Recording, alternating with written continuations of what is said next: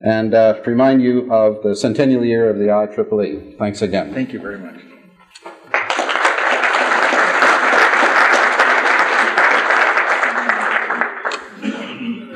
Well, we talked about being cool. The next speaker is probably on one of the hottest seats in town. Certainly the hottest seat for an engineer probably in town. Dr. Lauer is the Undersecretary of Defense for Research and Engineering. And he's also carries an additional title, the Defense Acquisition Executive. Both jobs which are of great importance, both to the nation and to the field of engineering and the subject that we're talking about here today. Dr. Lauer, interestingly enough, shares another me, and that's as a naval aeronautical engineering duty officer for a number of years, where Dr. Lauer had the opportunity to see firsthand the products that now he's responsible for seeing developed. Dr. Lauer is a fellow of the American Institute for Aeronautics and Astronautics, the American Astronautical Society. He's also a member of the National Academy of Engineering. His degree and his major field of interest has been aeronautical engineering. He received his PhD from Caltech also in aeronautical sciences, and has a very distinguished career in industry with the TRW company, just incidentally the company which Dr. Ramo helped found a number of years ago. It's my great pleasure, distinct privilege, to have the opportunity to welcome Dr. Richard Lauer, who will talk to us today, this afternoon, from the defense perspective. Dr. Lauer.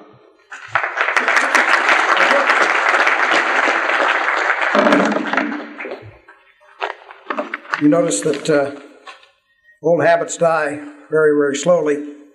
My old boss, mentor, Dr. Ramo, was giving me my last instructions. Come up here. We had a cute saying, which we never said in front of him when I was working for him.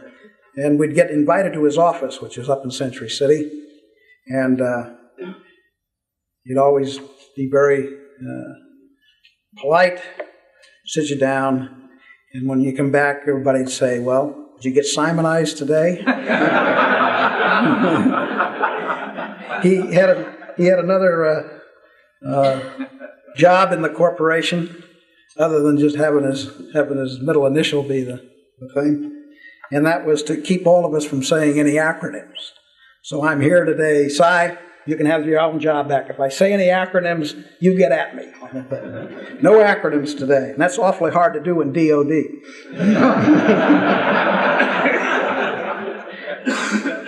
It's kind of being the last fellow on the program. I don't know what I'm going to add to what Jay said about what the government's doing in the whole area of this question of what's the future is going to be for us in people, scientifically educated people, engineeringly educated people. I know Dr. Ramo touched on that. DOD has a piece of it. We think that with some of the problems we've had with particularly the university community in the past decade and a half or so, that in the last couple of years we've tried to mend these fences. I think we've been reasonably successful. A lot of it has to do with people right in the audience, Leo Young, people that have worked very hard to make the University Forum, DOD University Forum, worthwhile. I think that we have made some positive steps in that direction. We've tried to really do our part in the increased funding on instrumentation. It's an expensive game. We're going to have about budget about $150 million over the next 5 years or so for instrumentation, but that's a drop in the bucket. I had the opportunity a couple of weeks ago to have dinner with the provost at Stanford, and he was saying that they were in a recruiting effort for a young biologist, I think out of the University of Chicago, if I'm not mistaken. And part of the negotiations was $500,000 worth of instrumentation in a laboratory. And I mentioned that this morning, talking to Bob Sproul from the University of Rochester. He says, if you think that's expensive, he says, try to redo a whole medical faculty and trying to get the best people in town. He says $500,000 is just in for starters. So it's a very expensive program. Now this one is an area that you can help in. Let me touch on it here briefly and then talk a little bit further about it and some of the other things I want to talk about. And that's the process in which this place works, this place being Washington. Much has happened in the last decade and a half in the way that the Congress operates. And it's one that can be influenced. And I think an organization like the IEEE, which, as I remember, is the largest professional society probably in the world, in the free world at least. You represent, 250,000 members. But let me tell you, that's a lot of members. Even if only 20% of you agreed on a point, that's still a lot of people that could write a hell of a lot of letters and do us a lot of good. Now, I think that it's hard to get a consensus on programs, perhaps. Even people have different views about the nature of the threat, so therefore different solutions to it. But I think as engineers and scientists, there is one thing that you really do support, and that's the fact that we have to replace our kind. And that's through the education process, both at the secondary level and the university level. And let me say, I think you ought to flex your muscles. It doesn't take long to sit down and write your congressman. And let me tell you that from experience, constituents writes a congressman, we get a letter. Matter of fact, we may get 3. And because he can only get somebody else to write it. There's something to think. And we have to react to it. It may be news to you, but it's not to us. You know, there's over 18,000 staff members on Capitol Hill now. And let me tell you, that's an awful lot of things to respond to. Because they only have one aim in mind, and that's to make their boss or their committee look very, very good. And we have to respond. It's a changing environment, and it's been a very tough one. Jay was saying that people in regard to being second lowest on the esteem list, well, us bureaucrats are the lowest. So we only have one way to go, and that's up. Let me, now that I've given you an assignment to go out and do something about helping us get more resources into the education area, let me now switch gears and talk a little bit about the Defense Department. You know, there's no question you're the keystone technology for the Defense Department. We just wouldn't exist. We can't exist in the future. There's no way that we can do our job without the electron. And we need it to move faster, do more things, and to be able to do it much more quickly, to get it into the hands of the people that have to use it than we have in the past. One of the questions that was given to Jay was, well, how does it seem that, at least he answered, why is the Soviet seem to be able to use our technology faster than we can? I'd like to emphasize that a little bit. It's really not an arms race, because there's no race at all. They've got about, depending on who you want to believe, my number is 25% of their GNP.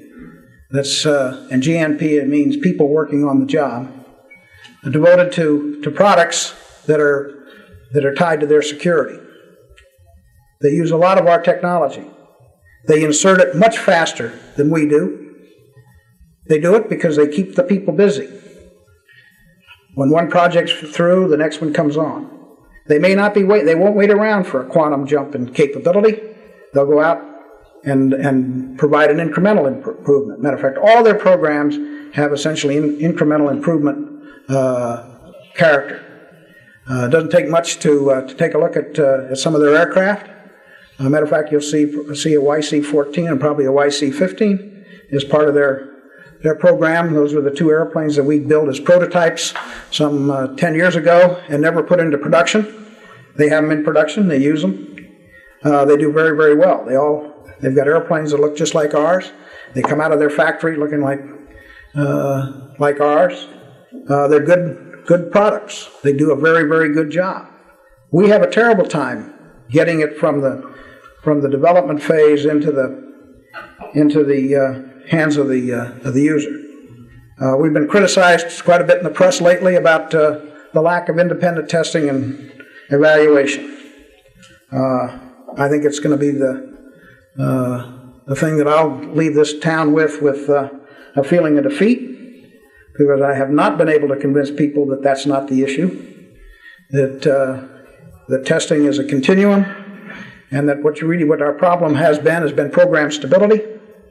We have ups and downs, and as a consequence, why fits and starts lead to a situation where we can't emulate a little bit the Soviet process of getting it out, testing it, fixing it, making the next model, and getting on with it.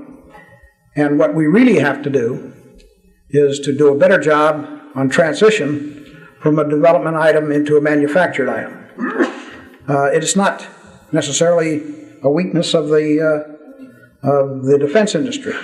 I think if you look at one thing that the Japanese automobile industry has done, has made that transition from a particular model into high-quality manufacturing faster than we've ever had in this country, especially changing of models and model types. We've been working on that. We now have an initiative that we hope will handle at least an improvement in that direction. What are our technologies for the 90s? The things that we have to work on now. Many of you are participating in the very high-speed integrated circuit business.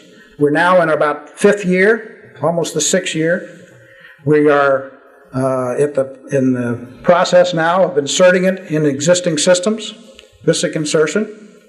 We are getting the yield up on the 1.5 micron technology, and we've got the first initiatives out on the 0.5 micron technology.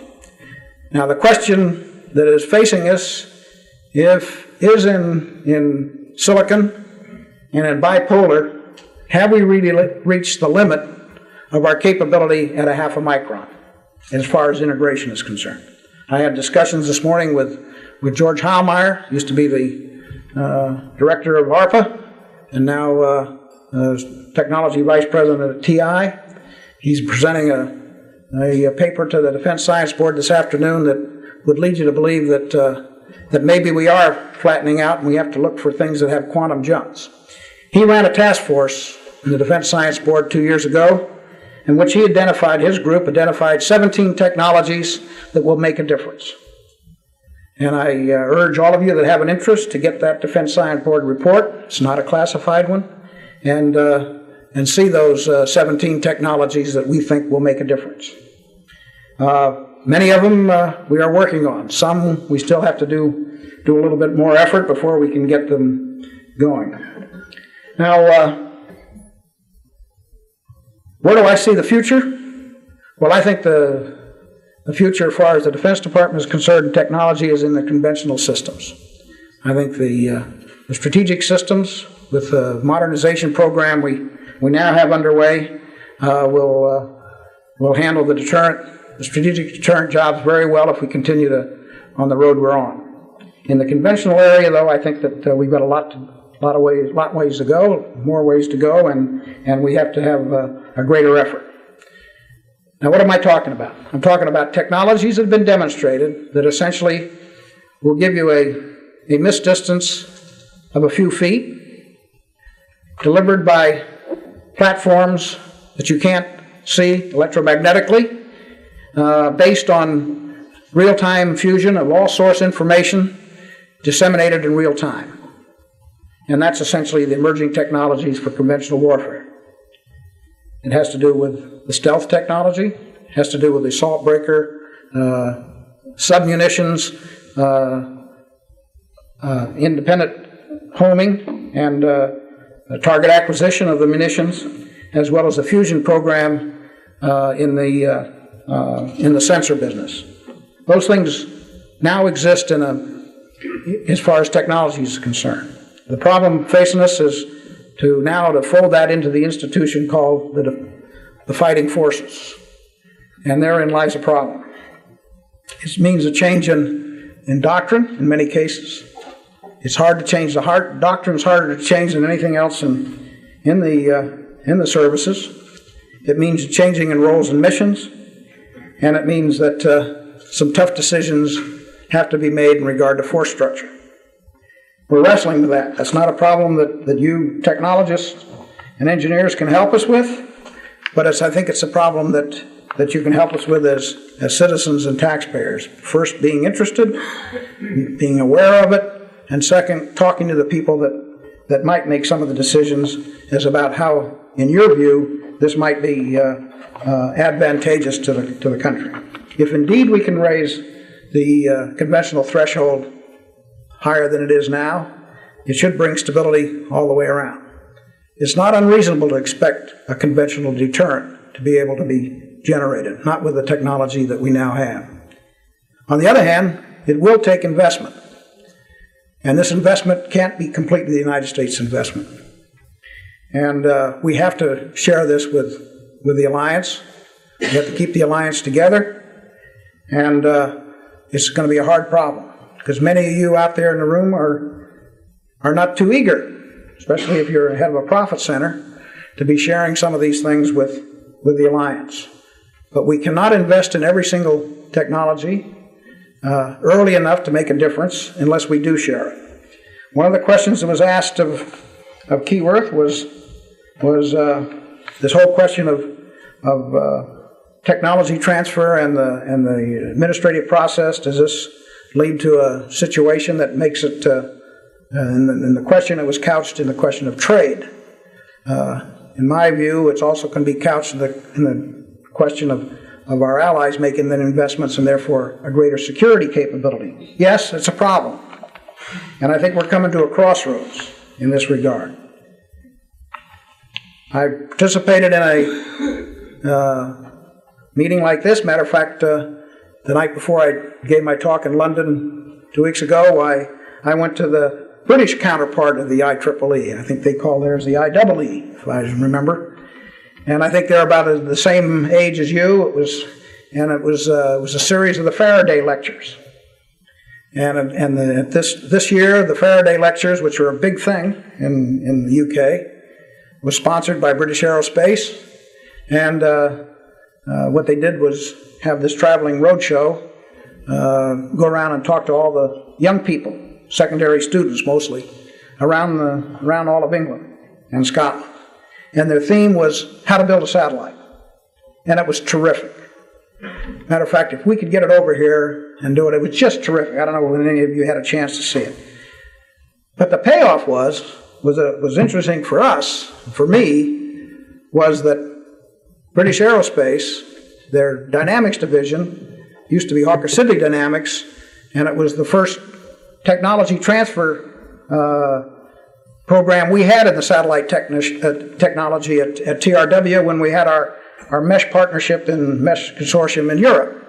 And they really learned how to build satellites from us in this country. Not through government to government, not through anything but industry to industry.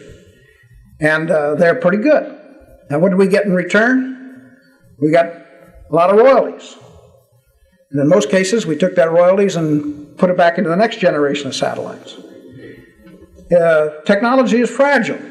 There's a time that you ought to transfer it. There's a time you ought to realize its value and get on to the next one.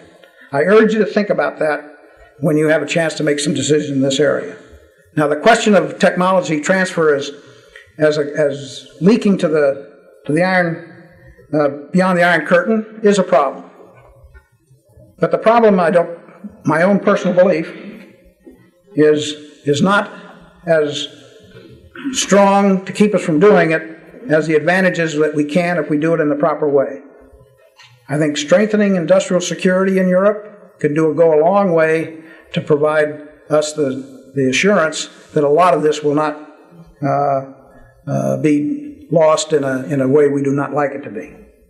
So I think that is one of the major initiatives that are facing us in the next year. Matter of fact, the Secretary will be going to Europe next week, and the emerging technologies issue is his initiative, and he's going to be bearded by the Europeans, who in some cases it goes to the extreme of saying that all it is another device to sell American products, to the other extreme say we'd love to have it, but you won't let us have it because of this concern about losing it. What can I tell you about the future? We think that the BISIC program was an example of how we can match up the capabilities of the Defense Department, the industry, and the university, and it's been a success.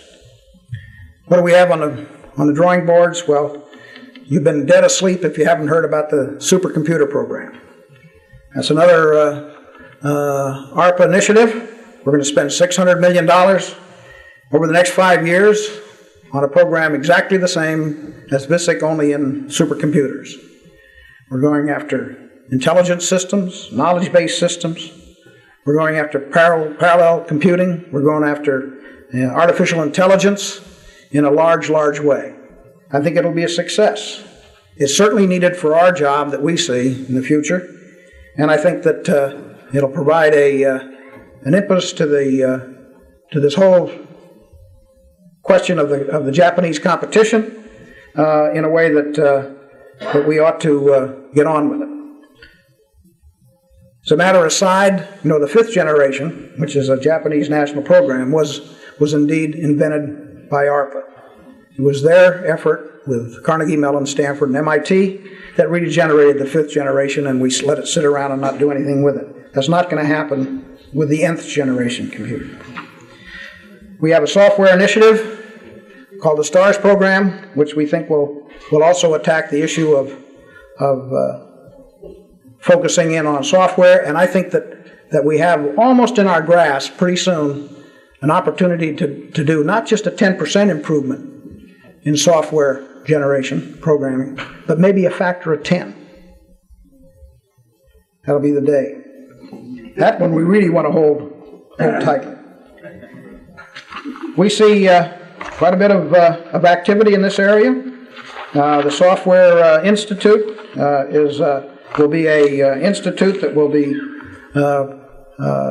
similar to be run by a university someplace in this country, and I've never had so much help on trying to figure out where to put that place as I had in the last month or two. We're in the process of trying to decide that. The RFP, for those who are interested, will be out shortly, and then we'll have to decide where it will be, but I think it'll be a step in the right direction. So with those kind of comments to close up the day and try to fill in the gaps, why don't I try to get off of this place and turn it back to you, or answer a few questions. Yeah, I think I got some time. Thank you very much.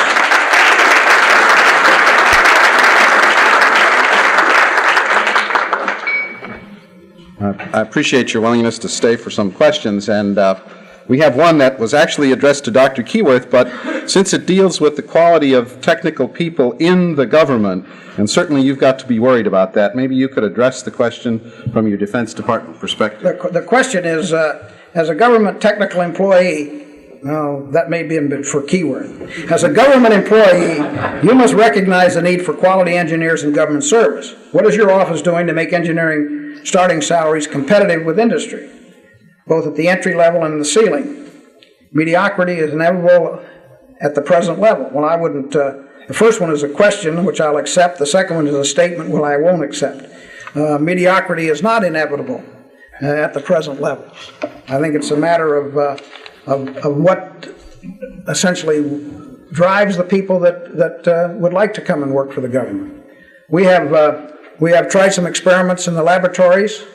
The Navy laboratories in particular have gotten off of the ceiling concept and have been essentially given a dollar limit, and they can manage their affairs any way they want within that dollar limit. In other words, if they want to have more high-priced talent, they'll have less of them. On the other hand, if they want to have more people at the entry level, they can have more of them and they're not stuck with the ceiling. The Air Force has not embraced that particular concept, but we're trying to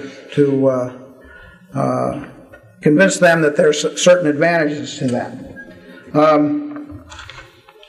The whole question of government salaries is indeed a problem. Anytime you're tied to the salary of a congressman, well, you figure you got a problem, and that is exactly what the case is. So I think that the people that I've had working for me, I think are hardworking. They're competent. They're there generally not for the reason of a particular income at the time. They see other things in spending a tour in Washington. And let me say that I think that that may be the norm. Is instead of trying to have a very static institution, is to have a transient one where talented people come in for a period of time, contribute what they know, and go back out to industry. I think we both would be strengthened by the thing. I'm ready to go. These are both about technology transfer, different aspects. Here's a technology transfer. Let me see if I can put them together. One has to do with the fact we do not have a monopoly on many of the technologies, and that our friends and allies are more willing to export military critical technologies than we are.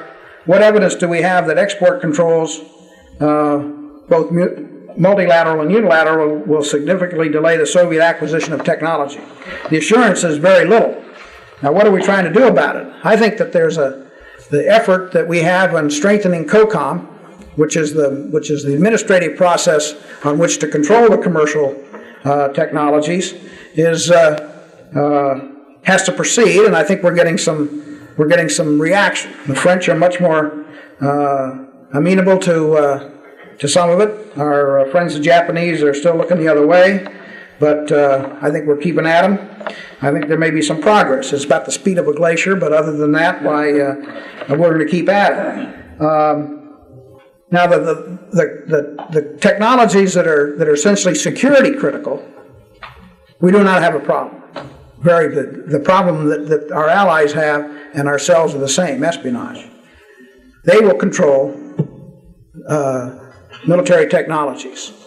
It's the dual-use ones that are tough to handle, and those are the ones that are awfully tricky. And that's the one where we hope COCOM can do it. The other question was, how can the IEEE help you prevail over those in the DoD who would build walls around the United States instead of Warsaw Pact with regard to technology transfer? Find instances where you've been jabbed and write the Secretary. He reads his mail too. And there's only one boss in that place, and that's Cap Weinberg. And I think that if you see instances that where you think that this is being abused, you ought to do something about it. You're a taxpayer, and let him know about it. If he only hears from people who are not finding fault with the process, he's not going to change it. You know, he's got a jillion things to do every day, and he's going to do the ones that somebody says are important to him. And so we just have to keep at it. What technical breakthroughs and spin-offs do you expect from the Strategic Defense Initiative program? Okay, let me go back and give you what the SDI, Strategic Defense Initiative, that's the program that resulted from the President's year-ago speech in March, the Fletcher report on the technologies, our putting the program together in the Defense Department, and at the present time we're in the process of arranging the charter and staffing the office. Will report directly to the Secretary of Defense. It's about a $2 billion program, give or take a couple $100 million, and depending on what you count. Depends if you're a critic, you can say that we're spending 10 times as much if you're a critic in one way and are against it, or if you're a proponent of a lot of the laser activity. When you don't think we're spending enough, you can count it some other way. But it's around $2 billion in the 85 budget. It's still a technology program. I think that I think our spin-offs will be primarily in the area of information handling and ability to be able to handle lots of information in a very short period of time and be able to make decisions on it. The whole question of artificial intelligence and expert systems. One of the things that's the problem with the whole defensive initiatives is that you have to fold it into the armed forces. It's a piece of a weapon system. It belongs to the military services, and it's got to be fitted into it in a way that is coherent with the rest of the ability to be able to conduct operations. That's a lot different than running an Apollo program or a space shuttle program. It's a lot different.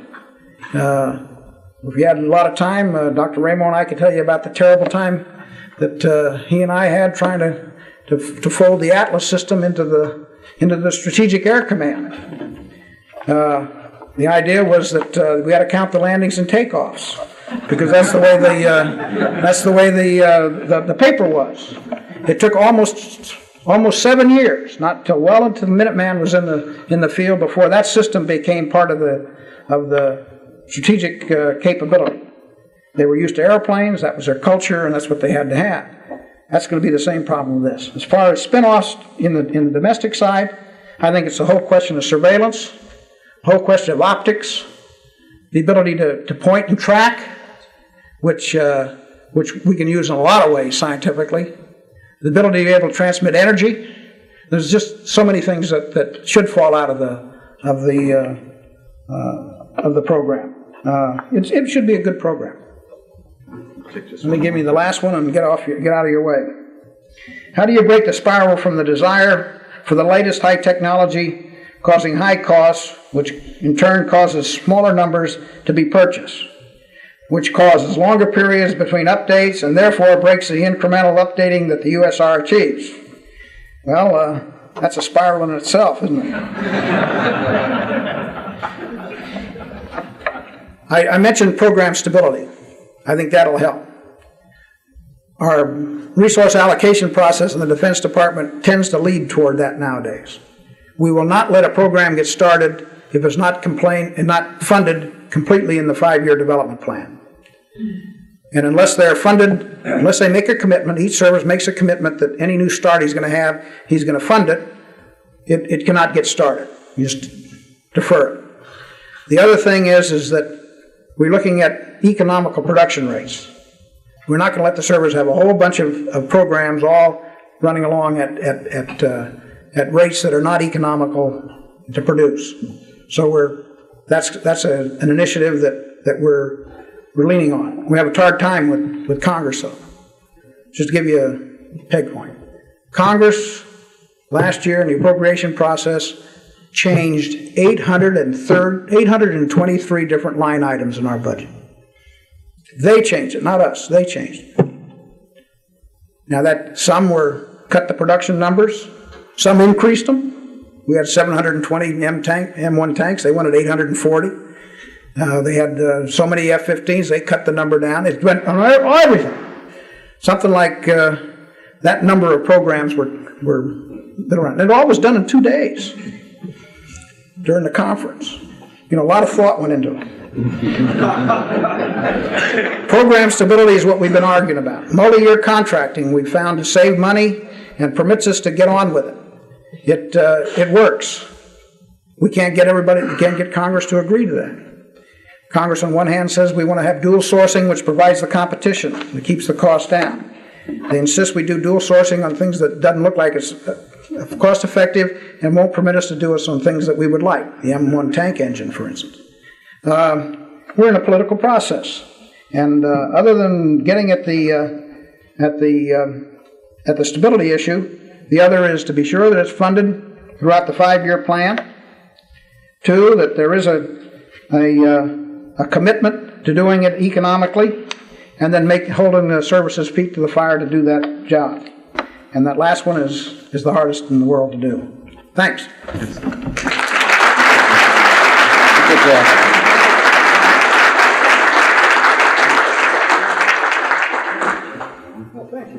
This tells me how hot it is, too. No, when I have the chance to, for a gentleman who obviously has to watch his time very carefully, we gave you a reminder, a clock with our Centennial logo, just a reminder of the IEEE and our great interest and great pleasure at having you join us here today. Well, thank you very much.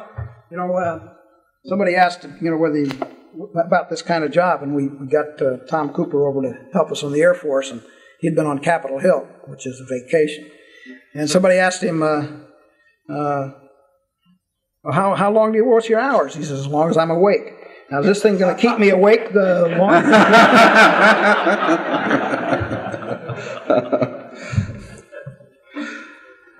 Now, Dr. Ramo very kindly consented to defer responding to questions until the other two presentations have been given this afternoon. And now, Dr. Ramo, if we have a couple of questions already here, those that have questions for Dr. Ramo, please put them down now.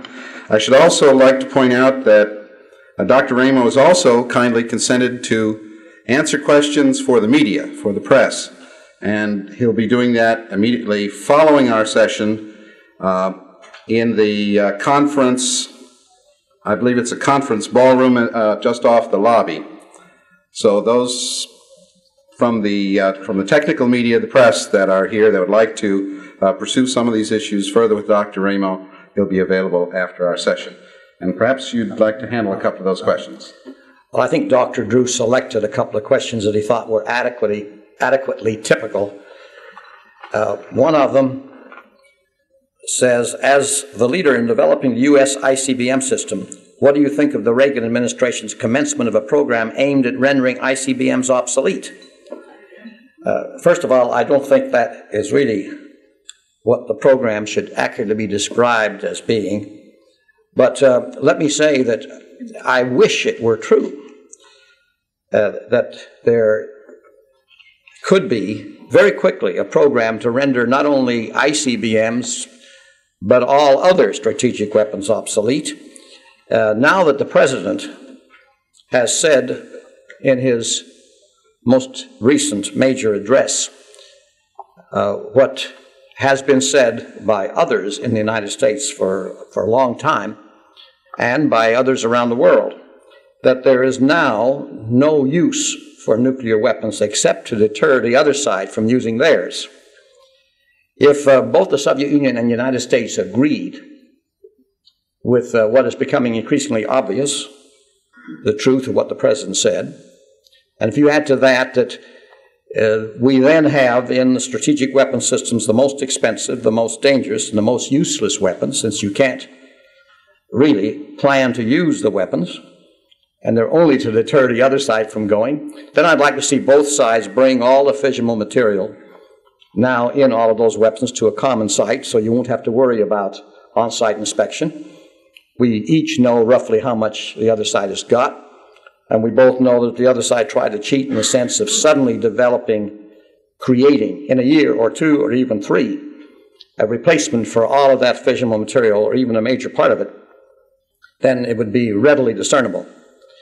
So that the result of that would be that we'd quit having those nuclear weapons, and I'd be very, very happy with that answer, with that solution to the problem.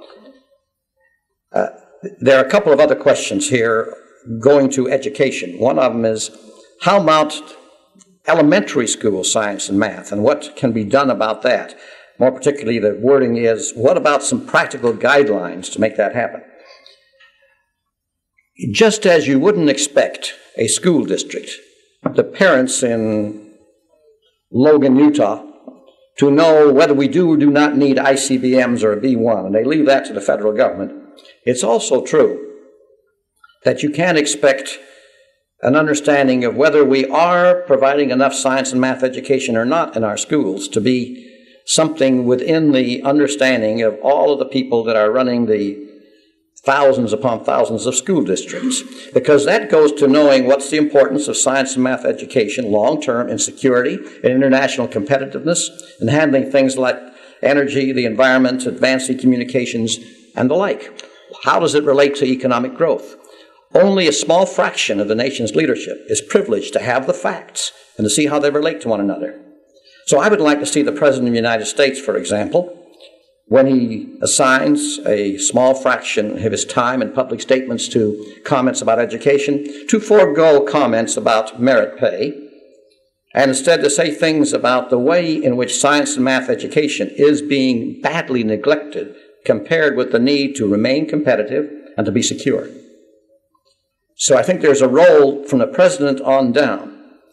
Then, in recognition of a national crisis in this whole matter, from elementary education to high school, to have certain federal programs that are suitable for the federal government. They represent only a tiny fraction of the cost of all elementary and high school education in the nation, most of which education should be administered, of course, in the local areas. But I mentioned high school laboratories, the role of the computer in education, as examples of things that are not going to go without a federal program, not for all practical purposes. And then finally, there's a question on this matter again of money to universities for lab equipment and retention of excellence in faculty. Here I would just like, in view of the lateness of the hour, to make the following comment.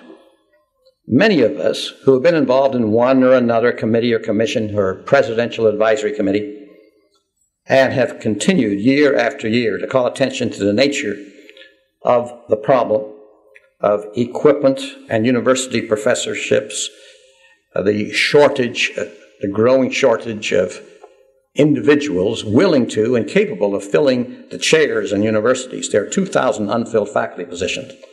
Every university, including the most prestigious, have openings for endowed chairs in computer sciences that they can't fill.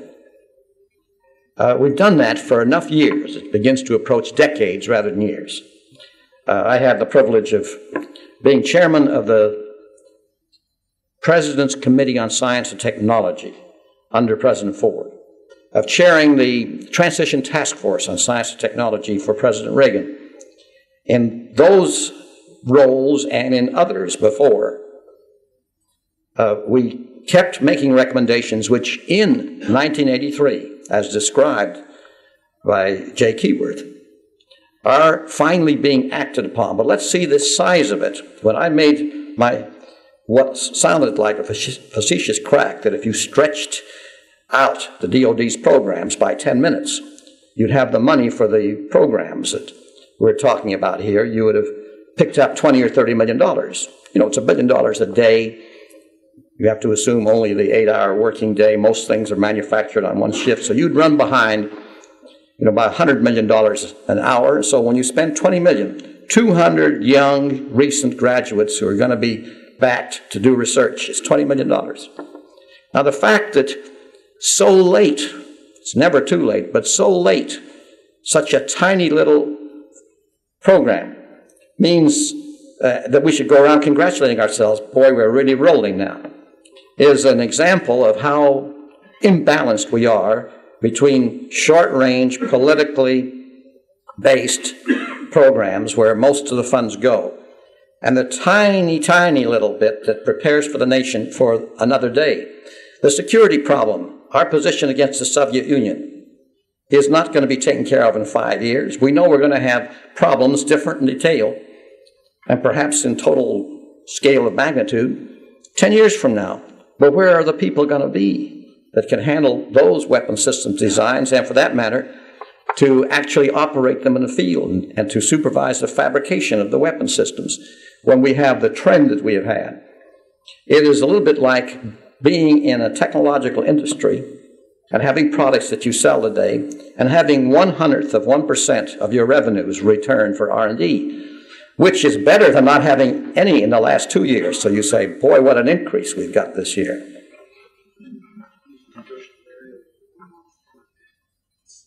Sort of along that line. Who should be responsible for supporting and conducting the retraining of people for technological change? Rephrase it slightly, that's the question.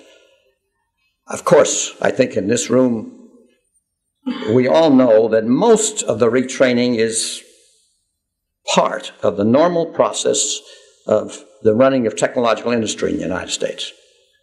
Most of the training is going to take place that way.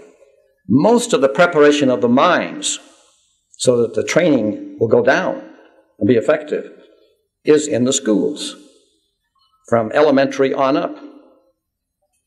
The responsibility is, however, beyond that of the schools, the high schools and elementary schools, the universities, and the industry, and it includes the government. And the reason why it should include the government is, again, the government is, in many instances, the only unit of the nation, the only influence in the nation that is in a position to properly perceive whether or not we have, at this time, a general, broad,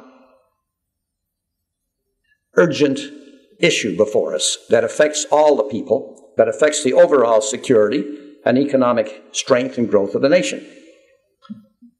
The matter of education and retraining for rapid technological change is one that cannot be handled entirely by industry. You know, the average person out of a job because that particular job no longer is available, either because our industrial operation that does that service or prepares that product is being beaten out by foreign companies who are doing in one way or another a superior job, or because technological change means that that product is now displaced by another product. That individual is not in too good a shape, living, say, in city X, to see whether or not it makes sense to pack up the family, move 1,000 miles, change, get the kids in and out of school, have to redo housing, and take that enormous expense because there appears to be a job in some new industry for which he might be able to be retrained. Of course, ultimately it happens. The new industry wants people. It finds various ways to get them. It not only advertises, its success suggests where people should go. But during that time, you can add substantially to unemployment and economic loss in the nation while everything gets sorted out. It's happening too fast, it's too complicated, and this is a place where sensible government action could help in the process.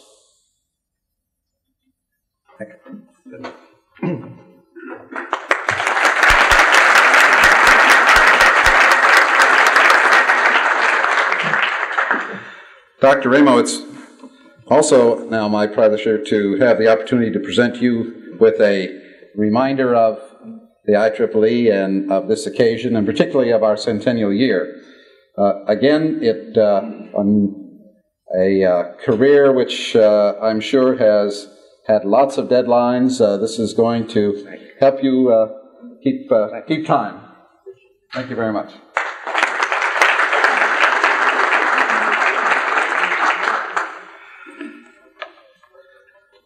I have one announcement, and that is there are a number of important messages on the message board.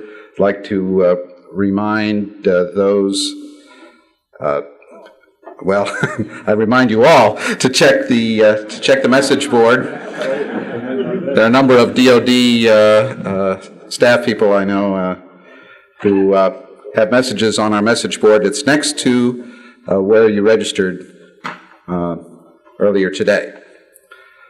This has been the kickoff session of our 2 days in the Technology Policy Conference. Certainly want to thank Dr. Ramo again, and certainly thank you for being here, participating, being such a good audience, and we look forward to having you continue to participate through the rest of our Technology Policy Conference. Our next session will begin with reception at 6 p.m., and you might want to sit in on Dr. Ramo's media briefing if you'd like to catch more of his words of wisdom. Certainly, I think we appreciate them very much. And we are temporarily adjourned. Thank you.